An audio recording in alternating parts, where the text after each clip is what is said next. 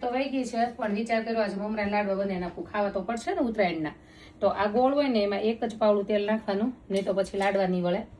અને આપણે એનો પાક લઈ લઈએ અને મમરાના લાડવા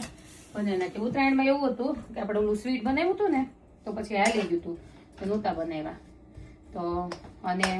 બીજી એક બહુ સરસ વાત કહું હર્ષને કે આજે મારા મમ્મીનો ફોન હતો એટલે હર્ષના નાનીનો તે એ એવું પૂછતા હતા એને બિચારાને ખબર ન પડે કે આ શું કામ થાય એ કે હે બેન તું રસોઈ બનાવી કે એ કે હું વિડીયો જોતે તો તારે કેમ તરત જ ચડી જાય આજે તું ઈ કે વઘારી દે અને એ કે પછી તો તરત ચડી જાય તરત તું નીચે ઉતારી લે એને તો ખબર ન હોય કે આ એડિટિંગ કર્યું છે તે એને બિચારાને કે ન્યાય એમ એટલું જલ્દી ચડે મેં કીધું ના ભાઈ એટલું જલ્દી ન ચડે પણ મેં કીધું અહીંયા છે ને એ અમે કર્યું હોય વિડીયોમાં તો એ હું તો વિચાર કરું કે જલ્દી કેમ ચડી જતું છે થોડોક પાક વધારે આવવા દેવાનું હોય કારણ કે મંદા લાડવા તો જ વળે પાક વધારે આવવા દે ને તો જ મસ્ત વળે ગળી સ્મેલ આવે એને ગળી જાય ને આમાં ખાલી ગોળ જ હોય દીકરામાં તેલ ન હોય કે ઘી ન હોય કાંઈ ન હોય હમણાં નાખો એટલે એ તો પણ આમ જો એક ઓલા ખાતર જ નાખ્યું હા ત્યાં પડી ગયું બસ જો આવું આવવા દે ને આમાં ખમે ને એટલા મમરા નાખી દેવાના આવે એમ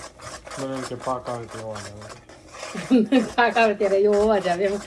ના આથી પડી ગયું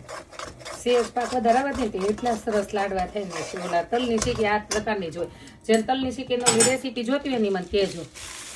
આમાં છે ને ખમાય ને એટલા મમરા નાખી દેવાના ગોળ ભેગા બસ હવે લાડવા વળી ગયા તું તાર વયો જાય લાડવા વાળું તે બોલાવું છે આવી જાઓ મસ્ત મસ્ત બને છે લાડુ અને થોડા ગરમ હોય ને ત્યાં જ વાળવા માંડવાના અને પાણીવાળું વાત કરતો જવાનો આપણે દેશી ઢબ કોઈ કહેતા નહીં તો વિલાયતી અમેરિકાન આ તે જો આ દેશી ઢબ મસ્ત અને મસ્ત વળે લાડુ એટલે ઉત્તરાયણના જેમ ખાવાનું બાકી રહી ગયા હોય ને અમેરિકા આવી જશે હું બધાને પાછળ રહી ગઈ લાડવામાં બહુ બધું બનાવવામાં રહીને એમાં લાડવા રહી ગયા મારા